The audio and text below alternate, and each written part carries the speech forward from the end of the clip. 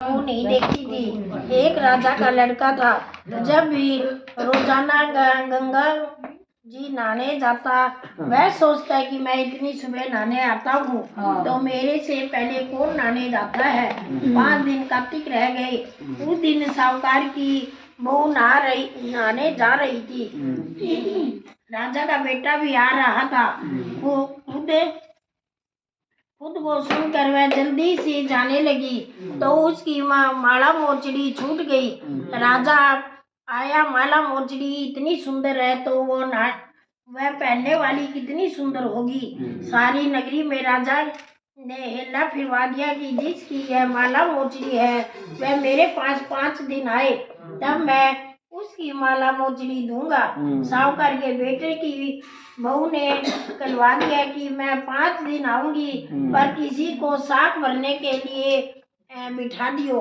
राजा गंगा जी पर बिछवाना करके एक तोते का पिंजरे को में टांग कर दिया। वह सुबह आया, पहली पैड़ी पर पैर रखा। वह बोली, कार्तिक कार्तिक ठाकुर राय, दामोदर 5 पांडु, छठा नारायण, विषम राजा, उसी पापी को नींद आ जाए। संत की हूँ तो मेरा सत रखना। राजा को नींद आ गई। वह नहा धोकर जाने लगी तो तोता सुआ से बोली कि सुआ सुआ छोटा गला गालू साख मीर भरे मेरे वीरा। सुआ बोला कि कोई भी वीर भी साख भरता है क्या। जब वह बोली कि युवा युवा छोटा पग लागू नेवरा साख भरिए मेरा देवर। सुबह ने कहा कि अच्छा भाभी मैं साख भरूंगा। वह तो ना कर चली गई। राजा अड़बड़ा कर उठा। सुबह से पूछा कि ये सुबह सुबह आई थी क्या, कैसी थी। सुबह बोला कि आवाज सी बिजली, भोली सी झलक, केले की कामनी, गुलाब जैसा रंग।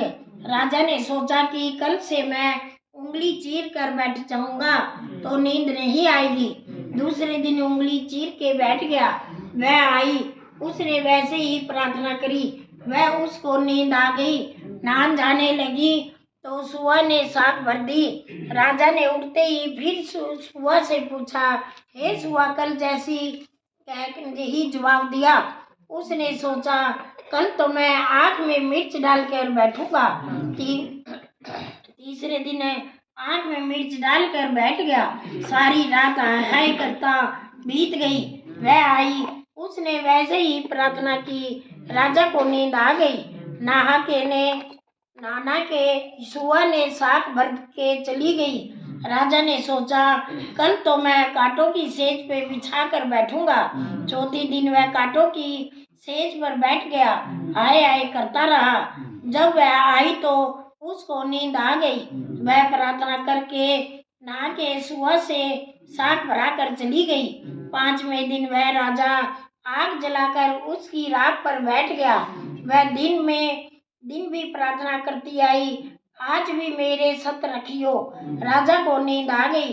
उसने सुआ से साख भरा ली और कहा कि इस पापी के कह दियो मेरे 5 दिन पूरे हो गए, अब मेरी माला मोचड़ी मेरे घर भेज दे। राजा ने उठते ही सुआ से पूछा, वह आई थी। सुआ बोला, आई थी, अपनी माला मोचड़ी मंगवाई है। थोड़े दिन बाद राजा को कोढ़ निकल आया। वही त्राई त्राई पुकारने लगा। ब्राह्मण को बुलाकर पूछा कि सारे शरीर में जलन कैसे लग गई। ब्राह्मणों को बुलाया। कोई पतिव्रता स्त्री का पाप धारा है जिसने से लगी है। राजा ने पूछा कि कैसे ठीक होगा। ब्राह्मण बोलता है कि तुम धर्म को बहुत बनाओ, ना धर्म की बहन बनाओ और उसने नहाने हुए जल से नहाओ। मैं तुम्हारा जल कोख ठीक करूंगा। राजा माला मोचड़ी लेकर उसके घर गया और साहूकार से बोला कि ये तेरी बहू गंगा पर भूल गई थी, वह उसे दे देना। अपने नहाए हुए जल से मुझे नहला दे।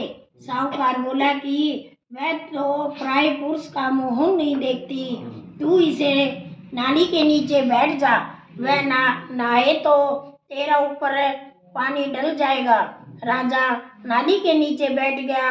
वह नहा कर जल गिरने से उसकी काया कंचन सी हो गई। हे पंचविकु देवता, जैसे साहूकार की बहू को सत्य रखा वैसे सबका रखना, सुनते कहते को रखना, उखारा भरते को रखना।